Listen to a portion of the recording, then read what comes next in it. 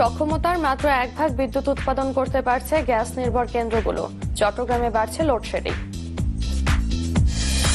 সন্দ্বীপে boat ডুবির ঘটনায় আরো 4 জনের লাশ মিলেছে, এখনো নিখোঁজ বেশ কয়েকজন, উদ্ধার কাজ ব্যাহত। অধিকতর তদন্তেও জানা গেল না তরল কোকেনের গন্তব্য, বের করা জরুরি ছিল মন্তব্য সিনিয়র আইনজীবীদের।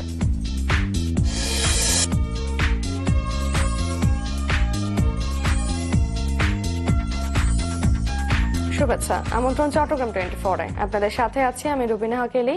এতক্ষণ শুনছিলেন এন মোহাম্মদ প্লাস্টিক সংবাদ শিরোনাম, এবার পুরো খবর। জ্বালানি সংকটে সক্ষমতার 1/5 বিদ্যুৎ উৎপাদন করতে পারছে না চট্টগ্রামের গ্যাস নির্ভর বিদ্যুৎ কেন্দ্রগুলো। তাতে চাহিদার তুলনায় উৎপাদন কমে গিয়ে বাড়ছে লোডশেডিং। আসছে গ্রীষ্ম মৌসুমে বাড়তি চাহিদার বিপরীতে নিরবচ্ছিন্ন বিদ্যুৎ পাওয়া নিয়ে তাই শঙ্কায় আছেন ব্যবসায়ী উদ্যোক্তারা। তবে গ্যাস সংকটে বিকল্প উপায়ে উৎপাদন চালু রাখতে উদ্যোগ নেওয়ার কথা বলছে পিডিবি। চট্টগ্রামে সরকারি বেসরকারি মিলিয়ে বিদ্যুৎ কেন্দ্র আছে 13টি, যার প্রতিদিন উৎপাদন ক্ষমতা 1474 মেগাওয়াট, কিন্তু উৎপাদন হয় গড়ে 672 মেগাওয়াট, ফলে প্রতিদিনই থাকছে ঘাটতি। চট্টগ্রামের এই কেন্দ্রগুলোর মধ্যে গ্যাস ভিত্তিক 5টির দৈনিক উৎপাদন ক্ষমতা 702 মেগাওয়াট, কিন্তু বাস্তবে দেখা গেছে গ্যাস সংকটে এখানে উৎপাদন হচ্ছে গড়ে মাত্র 130 মেগাওয়াট। তাতে সক্ষমতার 1/5 বিদ্যুৎ উৎপাদন হচ্ছে না এখানকার গ্যাস ভিত্তিক কেন্দ্রগুলোতে। কাপকো চললে এবং সিইএফএল যদি চলে তাহলে আমরা ঠিকমতো গ্যাস পাই না, ফলে আমাদের সেগুলো 150 মেগাওয়াট, আর নতুনভাবে যে বিদ্যুৎ কেন্দ্র নির্মাণ প্রকল্প চলছে 225 মেগাওয়াট, আর রাউজানের 2টা 210 মেগাওয়াট, এগুলো আমরা গ্যাসের কারণে আমাদের বন্ধ রাখতে হয়। গরমের মৌসুম আসার আগেই এই সংকট বাড়িয়ে তুলেছে জনদুর্ভোগ, কারণ কোনো এলাকায় বেড়েছে লোডশেডিং, পাশাপাশি এর প্রভাব পড়েছে শিল্প উৎপাদনে। তাই সামনে শিল্প কারখানায় নিরবিচ্ছিন্ন বিদ্যুৎ পাওয়া নিয়ে উদ্বিগ্ন ব্যবসায়ী উদ্যোক্তারা। শিল্পাঞ্চলে নিরবিচ্ছিন্ন বিদ্যুৎ সরবরাহ দরকার। এটার জন্য যা যা করণীয় সেটা এখন থেকে সেই ব্যাপারগুলো একটু সিরিয়াসলি দেখা উচিত, কারণ যেহেতু গ্রীষ্মকাল শুরু হবে সেই সময়টা কিন্তু বিদ্যুতের একটা ক্রাইসিস থাকে সবসময়। এটা বিগত সময়ে হচ্ছে, এটা সামনে হবে, সেটা এখন থেকেই কিন্তু এই ব্যাপারটা একটু আমাদের গুরুত্ব সহকারে দেখা উচিত। তবে গ্যাসের সংকটে বিকল্প সমাধান হিসেবে কয়েকটি বিদ্যুৎ কেন্দ্রে ফার্নেস অয়েলের মাধ্যমে উৎপাদন চালু রাখার কথা বলছে পিডিবি। বিদ্যুৎ উন্নয়ন বোর্ড সেগুলো 150 মেগাওয়াটকে ডুয়েল ফুয়েল করেছে। এছাড়া 225 মেগাওয়াট যেটা এখন নির্মাণাধীন, কমিশনের কাজ চলছে, এই মাসের মধ্যে আশা করছে এটা চালু করবে। 150 মেগাওয়াট সিম্পল সাইকেল চালু হবে। জুন বা জুলাইয়ের মধ্যে আরো 75 মেগাওয়াট এসিন টারবাইন বিদ্যুৎ আমরা পাবো। তাহলে আমরা এই অঞ্চলে আমরা জাতীয় গ্রিডে আমরা বিদ্যুৎ দিতে পারবো বলে আশা করছি। চট্টগ্রামে প্রতিদিন বিদ্যুতের চাহিদা গড়ে 878 মেগাওয়াট। এখন উৎপাদন ঘাটতির কারণে জাতীয় গ্রিড থেকে দৈনিক গড়ে 200 মেগাওয়াট দিতে হয় এই অঞ্চলে। ইমদাদুল হক, চ্যানেল 24, চট্টগ্রাম। সন্দ্বীপে নৌকা ডুবির ঘটনায় আরো 4 জনের মরদেহ উদ্ধার করা হয়েছে। এ নিয়ে 9 জনের মরদেহ মিলল। দুপুরে উপজেলার মাইটভাঙ্গা খাল ও দুম্বার খাল থেকে মরদেহগুলো উদ্ধার করে নৌবাহিনীর সদস্যরা। তবে এখনো নিখোঁজ রয়েছে বেশ কয়েকজন। সাগর উত্তাল থাকায় উদ্ধার কাজ চালাতে বেগ পেতে হচ্ছে সংশ্লিষ্টদের। গেল রোববার সন্ধ্যায় চট্টগ্রাম থেকে ছেড়ে যায় একটি সি ট্রাক। সেটি থেকে নেমে গুপ্তছড়া ঘাটে পৌঁছার আগে নৌকাডুবির এই ঘটনা ঘটে। দুর্ঘটনার পর থেকে উদ্ধার কাজে যোগ দিয়েছে কোস্টগার্ড, নৌবাহিনী, বিমান বাহিনী ও ফায়ার সার্ভিস। এদিকে ঘটনা তদন্তে একটি কমিটি করেছে জেলা প্রশাসন।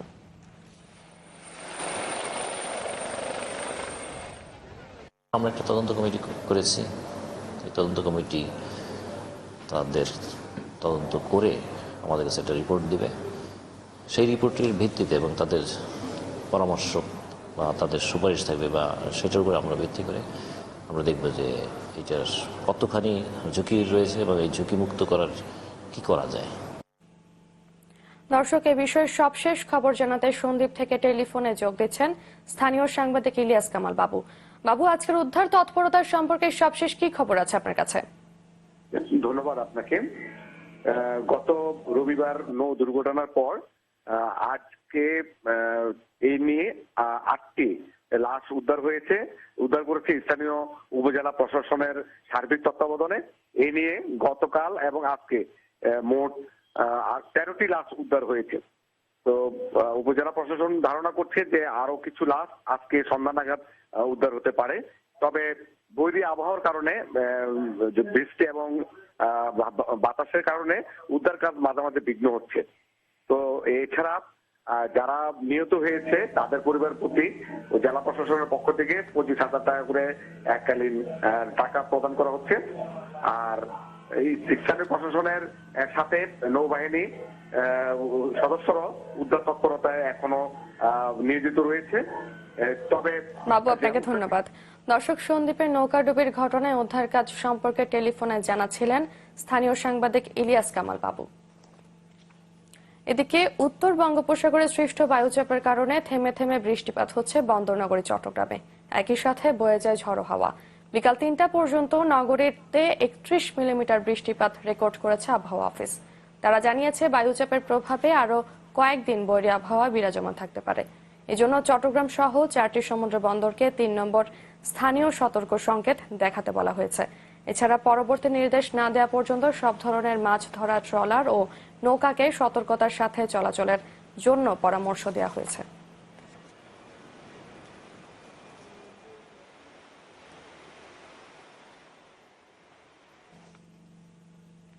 সম্পূরক চার্জশিটেও মেলেনি চট্টগ্রাম বন্দরে সূর্যমুখী তেলের আড়ালে আনা তরল কোকেনের গন্তব্য। প্রায় 16 মাস তদন্তের পর গতকাল এই মামলায় চার্জশিট জমা দেয় র্যাব। তবে গন্তব্য সম্পর্কে তথ্য তদন্তে উঠে না আসা হতাশাজনক বলছেন সিনিয়র আইনজীবীরা। তারা মনে করছেন তদন্ত কর্মকর্তাকে পূর্ণাঙ্গ ক্ষমতা ও সময় দিয়ে তদন্তের সুযোগ দিলে নিশ্চয় বের হয়ে আসতো কারা এর চক্রের সাথে জড়িত এবং কোথায় ছিল এগুলোর গন্তব্য। বহুল আলোচিত কোকেন আটক মামলায় সোমবার আদালতে সম্পূরক চার্জশিট দিয়েছে র্যাব, যাতে নতুন করে অন্তর্ভুক্ত হয়েছে 2 জন। তাতে মামলার মোট আসামির সংখ্যা দাঁড়িয়েছে 10 জনে। এর আগে এই মামলায় প্রথম চার্জশিট দেয় নগর গোয়েন্দা পুলিশ। সেখানে কোকেনের চালান সম্পর্কে বিস্তারিত তথ্য থাকলেও ছিল না গন্তব্য। তাই র্যাবকে মামলাটি অধিকতর তদন্তের দায়িত্ব দেয় আদালত। তবে প্রায় 16 মাস তদন্তের পর তারা যে সম্পূরক চার্জশিট দিয়েছে সেখানেও গন্তব্য সম্পর্কে কোনো তথ্য নেই। তবে রাজু নামে ভারতীয় এক নাগরিকের এ চালান খালাসের ব্যবস্থা নেওয়ার কথা চার্জশিটে বলা হলেও তার পূর্ণাঙ্গ ঠিকানা নেই। গন্তব্যের বিষয়টা আপনার সুস্পষ্টভাবে তদন্ত এখানে আসে নাই। এটা it is not expressed in the chargesheet, but it is implied that যেহেতু একজন ভারতীয় ব্যক্তি, তার নাম চার্জশিটে আসছে, তার নাম ছিল রাজু, এবং সে চাইছিল আপনার ভারতীয় ওই নাগরিক এই কোকেনের চালানটা ওইটা ছাড়ানোর জন্য চেষ্টা করেছিল, এবং এখানকার কিছু কিছু আসামির সাথে উনি যোগাযোগও করেছে। তবে অধিকতর তদন্তে তরল কোকেনের গন্তব্য সম্পর্কে বিস্তারিত থাকা উচিত ছিল মনে করছেন সিনিয়র আইনজীবীরা। আমাদের তদন্তকারী কর্তৃপক্ষের এই বিষয়টা চিহ্নিত করা অবশ্যই উচিত ছিল যে এইটা কোন স্থান থেকে এটা আসছে এবং কোথায় যাচ্ছে, এটার ব্যবহারকারীরা কি বাংলাদেশের নাকি এটাকে রুট হিসাবে ব্যবহার করে এই কাজগুলো করা হচ্ছে, এই জিনিসটা তদন্তে উঠে আসা উচিত ছিল এবং সাথে সাথে ওই প্রকৃত লোকগুলো চিহ্নিত হতো। কিন্তু এটা হয় না, এটা আমাদের জন্য দুর্ভাগ্যজনক। আমরা মনে করি সেই নির্দেশনা দিয়ে পুনরায় তদন্ত পাঠালে হয়তো হতে পারে। তবে গন্তব্যটা যদি উদ্ঘাটিত হয় এবং যদি সেটা যদি উদ্ঘাটনের যদি চেষ্টা তো থাকেই, যদি উদ্ঘাটিত হয় তাহলে ভবিষ্যতে এটা রোধ করার জন্য একটা উপায় খুঁজে পাওয়া যাবে, হওয়াটাই বাঞ্ছনীয়। আগামী 13 এপ্রিল এই চার্জশিট গ্রহণ বিষয়ে শুনানি হবে আদালতে। 2015 সালের 8 জুন চট্টগ্রাম বন্দরের সূর্যমুখী তেল ভর্তি 2টি ড্রামে পাওয়া যায় তরল কোকেন। জামশেদুল করিম, চ্যানেল 24, চট্টগ্রাম। এবার নিচ্ছেন মোহাম্মদ প্লাস্টিক বিরতি। ফিরছে একটু পর, সাথেই থাকুন।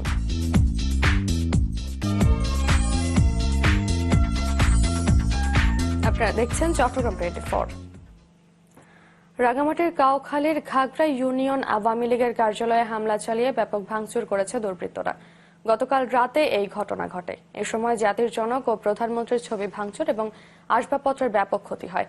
রাজনৈতিক প্রতিহিংসার কারণে এই হামলা হয়েছে বলে অভিযোগ করেছেন আওয়ামী লীগ নেতারা। হামলার ঘটনায় স্থানীয় সংগঠন জেএসএস কে দায়ী করে কাউখালী থানায় মামলা দায়ের করেছে আওয়ামী লীগ। এদিকে মামলা দায়েরকে কেন্দ্র করে ঘাগড়া বাজারে আওয়ামী লীগ নেতাদের বেশ কয়েকটি ব্যবসা প্রতিষ্ঠান বন্ধ করে দেওয়া হয়েছে বলে অভিযোগ পাওয়া গেছে।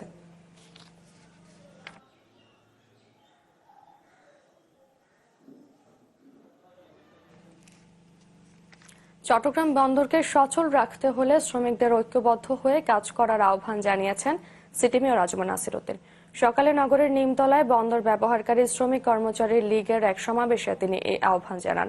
বলেন, দিনে দিনে বন্দরের ব্যস্ততা বাড়ছে, সক্ষমতা বাড়ছে, তাই কোনো নেতিবাচক কাজের কারণে যেন বহির্বিশ্বে বন্দরের সুনাম ক্ষুণ্ণ না হয় সেজন্য সবাইকে সতর্ক থাকতে হবে। নিজেদের কোনো দাবি দাওয়া থাকলে তার সংশ্লিষ্ট কর্তৃপক্ষের সাথে আলোচনার মাধ্যমে সমাধানের পরামর্শ দেন মেয়র।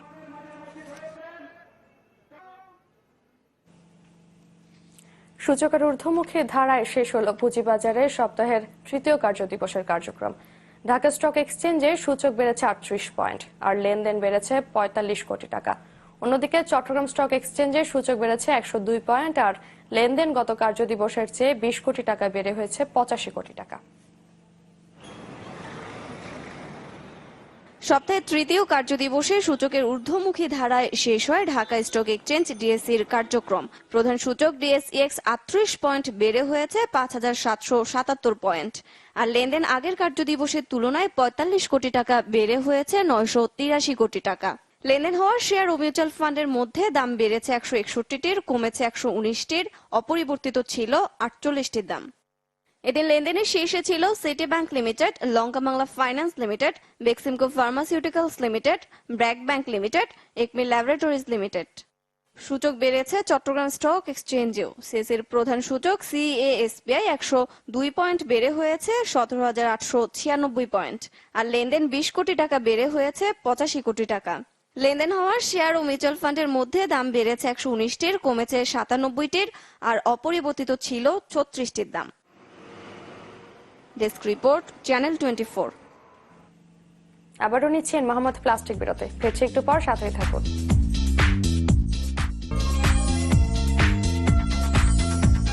বিরতির পর আবারও আমন্ত্রণ চট্টগ্রাম 24-এ।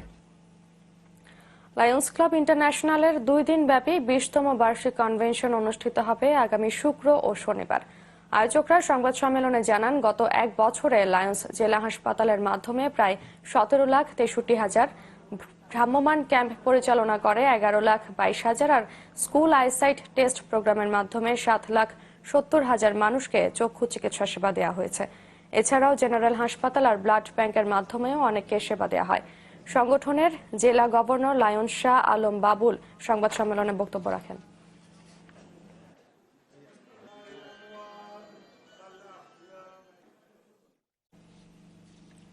বাসন্তী পূজার মহাসপ্তমী উপলক্ষে চট্টগ্রামে অনুষ্ঠিত হয়ে গেল বসন্ত উৎসব ও মিলন মেলা। বাংলাদেশ পূজা উদযাপন পরিষদ চট্টগ্রাম জেলা শাখার আয়োজনে জেএম সেন হল প্রাঙ্গণে গতরাতে এই উৎসব হয়। এতে প্রধান অতিথি ছিলেন সিটি মেয়র আজম নাসির উদ্দিন। তিনি বলেন, অসাম্প্রদায়িক বাংলাদেশে শান্তি প্রতিষ্ঠায় সব ধর্মের মানুষকে কাঁধে কাঁধ মিলিয়ে কাজ করতে হবে। পূজা পরিষদের সভাপতি শ্যামল কুমার পালিত অনুষ্ঠানে সভাপতিত্ব করেন। উৎসবে ছিল আলোচনা, জাদু প্রদর্শনী, আবৃত্তি ও চিরায়ত বাংলার গান।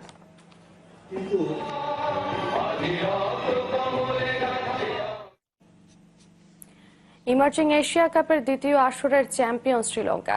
চট্টগ্রামের জহুর আহমেদ চৌধুরী স্টেডিয়ামে গতরাতে অনুষ্ঠিত ফাইনালের লো স্কোরিং ম্যাচে পাকিস্তানকে 5 উইকেটে হারিয়েছে তারা। ফলে টানা দ্বিতীয়বারের মতো রানার্স আপ হতে হলো পাকিস্তানকে। ইমার্জিং কাপ এশিয়ার হলেও পুরো বিশ্বের স্পটলাইট চট্টগ্রামে। হবেই না বা কেন? ফাইনাল ম্যাচটা টেলিভাইজড হলো, অথচ সেখানে নেই স্বাগতিকরা। ক্রিকেটের বাজারটা যে দেশে সবচেয়ে বড় সেই ভারতও নেই গ্রুপ পর্বের বিদায়ে।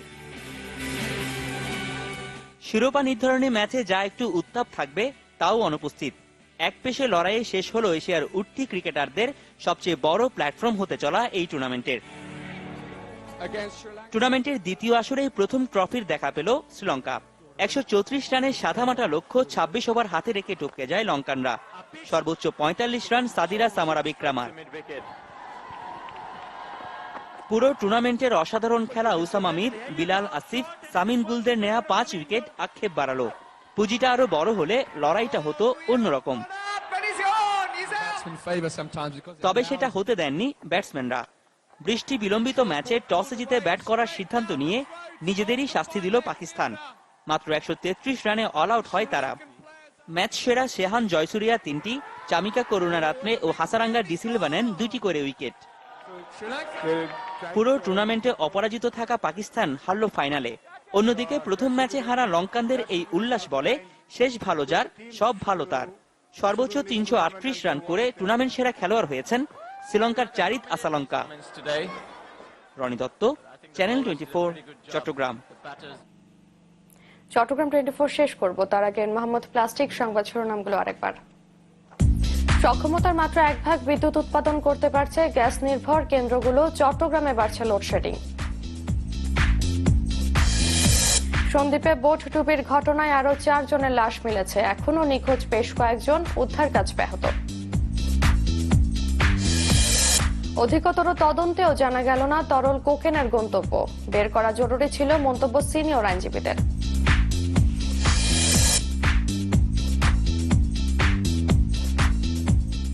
এই ছিল চট্টগ্রাম 24 এর বিকেলের আয়োজন। 6টায় দেখবেন দেশ 24। এতক্ষণ সাথে থাকার জন্য ধন্যবাদ সবাইকে।